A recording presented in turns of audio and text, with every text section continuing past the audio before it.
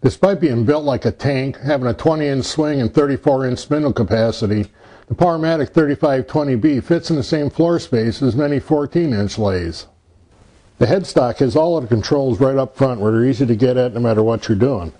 It includes a variable speed dial, forward and reverse switch, and the pull-on, push-off switch, along with the digital readout that gives you real-time information on spindle speed.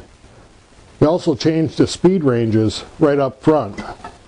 You have a door that exposes the belt and the pulleys, and the belt tensioning levers are also right up front. You don't have to go around back for anything. The variable speed control is a really nice feature because it lets you adjust the RPM for exactly what you want. You don't have to settle for what the next step is in the speed ranges. In either the high or low speed range, the variable speed range can shut all the way down or take it up to full speed. The tool rest and base, the banjo, are both well designed and very heavily built. They lock down easily, and you'll notice that the tool rest boss is offset towards the front. That lets you get more of the tool rest base near the stock without interfering with it. The tailstock is also very heavily built, but works very easily. It has a full 4.5 inches of ram travel, as an 1 3/8 diameter ram, which is very rigid. And it even has a storage compartment inside. The tailstock locks down with this disc on the front end of the tailstock towards the headstock.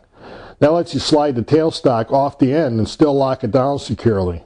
That also prevents a lot of the rocking motion you may see in some other tailstocks. The comparator feature that comes standard with the 3520B uses a mount on the back of the headstock and a similar one on the back of the tailstock, along with a set of dead centers that are also included.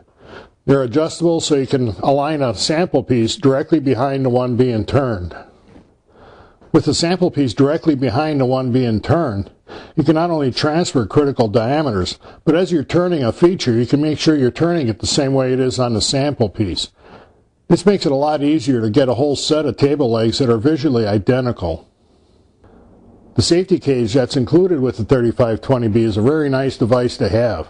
Whether you're rounding off an old log or a bowl blank, it'll stop the bigger pieces that often get thrown off. You still have to wear a face shield, but this will stop the big stuff. I also use the 18-inch bed extension that comes with this tool rest extension. Now you can mount the bed extension in the upper holes so it just extends the ways of the bed, gives you that much more spindle capacity. But when you mount it in the lower set of holes, it's actually in the leg. It mounts the bed extension 8 inches below the deck of the lathe. And it gives you just an incredible amount of bowl and platter capacity. You can turn up to 38-inch swing this way. The tool rest extension fits in the standard banjo that comes with the 3520, but it puts your tool rest at a height that you can adjust it above or below centers however you like to work.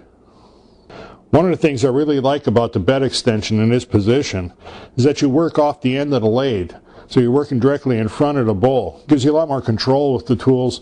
You're not trying to reach around anything. It just seems to give you a lot more access. It's easier to work cleanly. In case you haven't already guessed how I feel about it, if you're looking for a lathe that you can buy one time, it's going to handle all your needs and last for decades, if not longer, the Powermatic 3520B is my recommendation.